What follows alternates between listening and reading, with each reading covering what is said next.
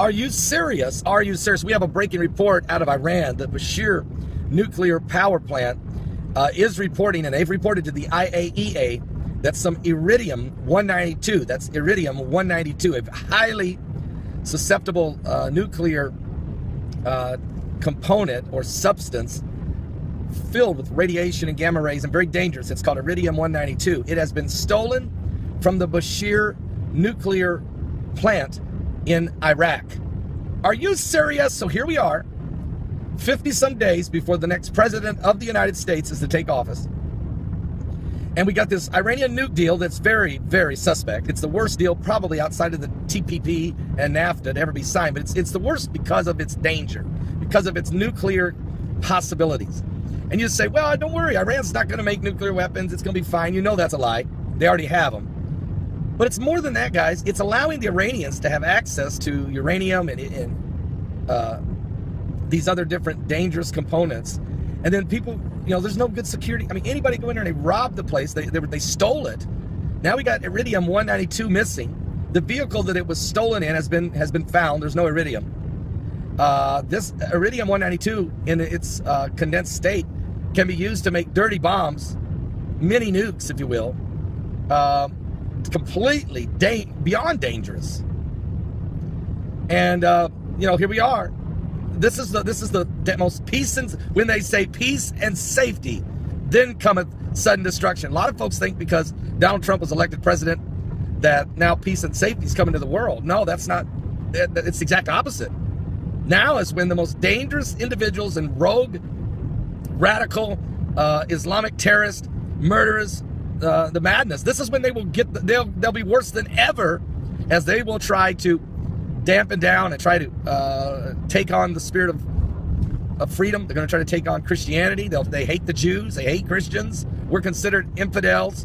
And right now, while Obama is golfing in a lame duck situation, this is the most dangerous time in our history. So, the Bible told us when they say peace and safety, then cometh sudden destruction. This is very, very dangerous. We need to really stay focused. We need to pray like we've never prayed before. Church, it is time to pray. It is time to rise up. It is time to repent. And it's time to move forward. So pray one for another. This is a dangerous situation. We got to track down this iridium-192 before dirty bombs start going off all over the Middle East, or maybe even across maybe Europe.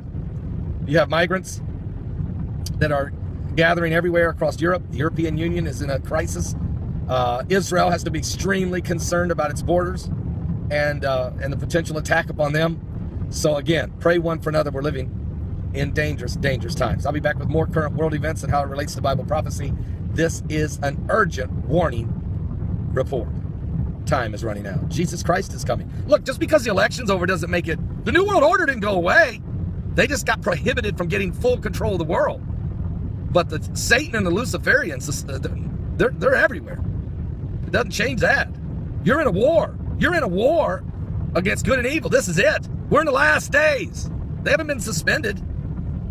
Are you serious? Are you saved? Are you serious? Are you serious? Guys, get some coffee and calm down. Asteroids, asteroids. They're increasing. There's more and more and more and more of them. The near-Earth objects.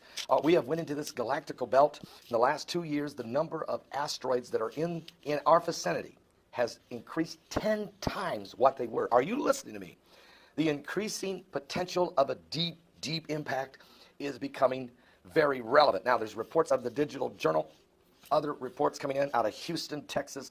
It may seem like a plot of a sci-fi disaster, but NASA scientists have given serious consideration on how the Earth could defend itself against an asteroid should such a space rock be on a collision course with our planet. The more concerning is, remember the meteor that hit in Russia in February of 2013? NASA never saw it coming. It was not listed. It was not listed on near-Earth objects incoming. Remember the one that just hit about 2 months ago in Australia? NASA had never listed it. It was not on the list of near-Earth objects incoming. Matter of fact, none that we get impacted with are ever listed. We only get a list of the ones that aren't big, close, but going to miss. But now this, even with that formula, even with the fewer amounts of asteroids there is out there, prior to the last 2 years, we are coming into a point where you're not going to be able to just say, well, don't worry about it, okay? You have to understand. The Bible says it's going to happen in Revelation. It tells us there's going to be at least 2 deep impacts. And there's no other way around this in Revelation chapter 8. In fact, let me just do this. I'm just going to grab the Bible right now, pull it out here. But let me finish this report because, excuse me, I'm sorry, hit that right there. Please forgive me. This report is very disturbing because in one hand, they want to let you know that there is a serious problem, but on the other hand, they try to tell you don't worry about it short term. How can you not worry about something? Listen, first of all, you need to get right with God, okay? Because if you're not right with God, you're in a world of trouble, all right? Just point blank, you're in a world of trouble. But if you go to Revelation 8, and we're going to read a couple verses there in just a moment, you'll understand why you need to get things right with God. Scientists are confirming what the Bible prophesied is going to come to pass. In other words, the technology is now catching up with the prophecy. Recently, here's what they're saying. In the short term, though, NASA has identified around 17,000 potentially hazardous near-Earth objects. However, none of these are projected to come close enough to the Earth to hit us. I'm not impressed with that, NASA. Never a straight answer, NASA. I just named 2 or 3 impacts we've had that you never even listed were coming. So you can list for me, what, 17,000 potentially? You just said, don't worry about any of these? Okay, I'll give you that because you've never told us of one that would hit. Never, ever, check the records, never, ever has NASA ever predicted a meteor impact. We've had them. We're getting more of them, but they've never, ever called it. So you're dealing with the fact that you can't trust the reports coming out of NASA. Oh, the reports can be true. Every asteroid that they are willing to tell us and give us the name and tell us how big it is and how close it's going to get to the Earth, near miss, scrape by, part your hair, wind just whiz by. But they can't tell you, or they won't tell you, about what they see coming at us. They allow those just to hit. And there's a reason for that. Because if they was to tell us that there was a half-a-mile wide asteroid headed in this direction and is going to hit us, and they even know what day it is, even if they said, we don't know, because they can't tell us where on Earth it's going to hit, there would be absolute panic and fear. So they're just not going to ever tell you. So let me tell you when they're going to hit, since NASA won't. And I can go right to the Bible, and you can know this. It's going to happen. In Revelation 8, the Bible tells us in verse 8 that when the second angel sounds, and it was like a great mountain burning with fire cast into the sea, and a third part of the sea became blood. This is going to happen. That is a deep impact. The third part of the creatures which are in the sea and had life died, and a third part of the ships were destroyed. And a third angel, okay, that's the second angel. Well, you was already told that when you hear, the first angel sounded, there followed hail and fire mingled with blood, and they were cast upon the earth, and the third part of the trees were burned up, and all the grass burned up. When you start to see these very small brimstone dust particles, flammable, if you will, chargeable particles, thunderbolts, wildfires burning more and more and more, because it's lightning strikes, thunder strikes, meteors, small, but still very, very, it's going to increase. It is increasing as it gets more and more and more. Well, you'll start to realize that something is happening. And so then you have the second angel that tells us there's a deep impact. And then there's the third, and then you have verse 10. And the third angel sounded, and there fell a great star from heaven, burning as it were a lamp. It fell upon the third part of the rivers and upon the fountains of waters. And the name of the star is called Wormwood. And the third part of the waters became wormwood. And many men died of the waters because they were made bitter. Wormwood, Planet X, the fallout from this Planet X, Planet 7X, Dwarf Star, Nibiru, give it whatever name you want to give it. That thing's not going to hit us, but it's the fact that Jesus said that the heavens would be shaken. Now listen what I'm going to tell you. Jesus said there shall be signs in the sun, the moon, and the stars, and distress of nations with perplexity, the sea and the waves roaring, men's hearts failing for fear, for looking after those things that are coming upon the earth, for the powers of heaven shall be shaken. It's going to happen. I don't want it. You don't want it. NASA certainly don't want it, or at least they aren't going to tell you about it. But the Bible, it's been revealed to us that these events are coming upon the earth. Now, this isn't the only place that the word wormwood is used in the Bible. And actually, if you'll go with me now to an Old Testament prophet, let's go to the book of Amos. Go with me to Amos chapter 5. All right, I should have had that marked, but I'll just go there right now anyway. Okay, it's right after Joel, chapter 5, the book of Amos. Here's what the Lord says. It's unbelievable because the guys that are studying the space up there, the astronomers are realizing that they spotted what they believe to be Planet X in the constellation of Orion. Okay, those guys, the scientists and astronomers in Chile and others. In the constellation of Orion, they've seen it be invisible. Check out what happens. Now, Orion is mentioned in the book of Job, chapter 38, when God even says to Job, Job, can you unloose the bands of Orion? In other words, can you release what's being in Orion? Can you release it? because God can, man can't. But get this, Orion's mentioned in Amos 5. So is wormwood in the same verse.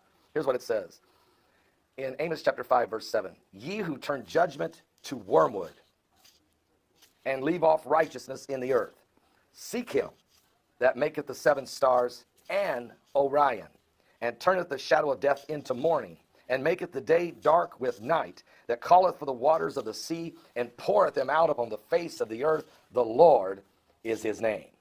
This is predicting, prophesying a release from the constellation area of Orion. It's going to turn the daylight into dark. It's going to turn the shadow of death into morning. It's going to cause the waters of the sea to be poured out upon the land. So it's a massive tsunami. And it's called the judgment of God, or wormwood, in Amos 5. Well, we're told the same exact thing in Revelation 8, which I just read to you. So what causes these things is some type of 2 major deep impacts. And if you're waiting on NASA to tell you when those are coming, then you're going to get hit in an hour you think not. In a moment when you least expected, the judgment of God is going to be poured out upon this planet. That means you don't want to be left behind. That means you don't want to be here when the wrath of God is poured out. That's why you want to give your life to Jesus Christ. You want to be, it's more than that. You want to be saved because it's the greatest way to live, okay? It's joy unspeakable and full of glory. It's the power of the resurrection of Christ living inside of you. If Christ be before us, who can be against us, okay? Jesus said, the thief cometh not but for to kill, steal, and destroy. But I've come to give you life and give it to you more abundantly. What I'm saying to you is now, asteroids are coming, and a deep, deep impact, 1, 2, will happen. And the earth is going to get flipped upside down according to the prophecy of the book of Isaiah 24, verse 1. As a matter of fact, the same chapter, Isaiah 24, says in verse 20 that the earth is going to reel and rock like a drunken man. Okay? It's coming. It's coming. Matter of fact, Jesus is coming. Christ is coming. Will you be ready to meet him? Give your life to Jesus Christ. Just call upon the name of the Lord and be saved. Seek.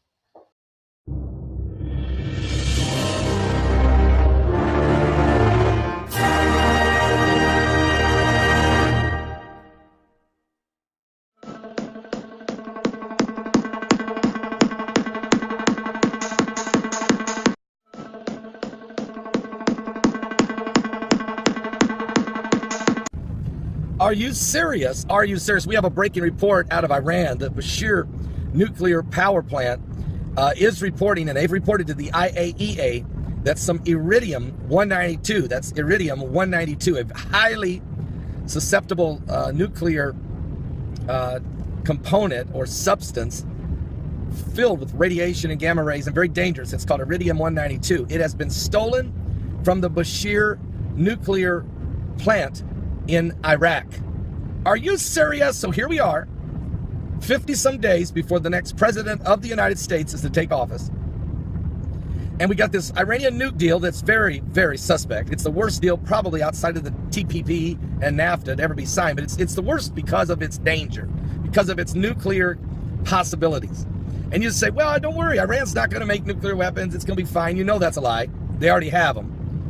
But it's more than that, guys. It's allowing the Iranians to have access to uranium and these other different dangerous components. And then people, you know, there's no good security. I mean, anybody go in there and they robbed the place. They stole it. Now we got iridium-192 missing. The vehicle that it was stolen in has been found. There's no iridium. This iridium-192 in its condensed state can be used to make dirty bombs, mini nukes, if you will. Completely beyond dangerous. And you know, here we are. This is the most peace, and when they say peace and safety, then cometh sudden destruction. A lot of folks think because Donald Trump was elected president that now peace and safety. Are you serious? Are you serious? We have a breaking report out of Iran. The Bashir nuclear power plant is reporting, and they've reported to the IAEA, that some iridium-192, that's iridium-192, a highly susceptible nuclear component or substance filled with radiation and gamma rays and very dangerous. It's called iridium-192. It has been stolen from the Bashir nuclear plant in Iraq. Are you serious? So here we are, 50-some days before the next president of the United States is to take office. And we got this Iranian nuke deal that's very, very suspect. It's the worst deal probably outside of the TPP and NAFTA to ever be signed, but it's the worst because of its danger, because of its nuclear possibilities. And you say, well, don't worry, Iran's not going to make nuclear weapons. It's going to be fine. You know that's a lie. They already have them. But it's more than that, guys. It's allowing the Iranians to have access to uranium and these other different dangerous components. And then people, there's no good security. I mean, anybody go in there and they robbed the place. They stole it. Now we got iridium 192 missing. The vehicle that it was stolen in has been found. There's no iridium. This iridium 192 in its condensed state can be used to make dirty bombs, mini nukes, if you will. Completely beyond dangerous. And here we are. This is the most peace and when they say peace and safety, then cometh sudden destruction. A lot of folks think because Donald Trump was elected president that now peace and safety is coming to the world. No, that's not. It's the exact opposite. Now is when the most dangerous individuals and rogue, radical, Islamic terrorists, murderers, the madness. This is when they will they'll be worse than ever, as they will try to dampen down and try to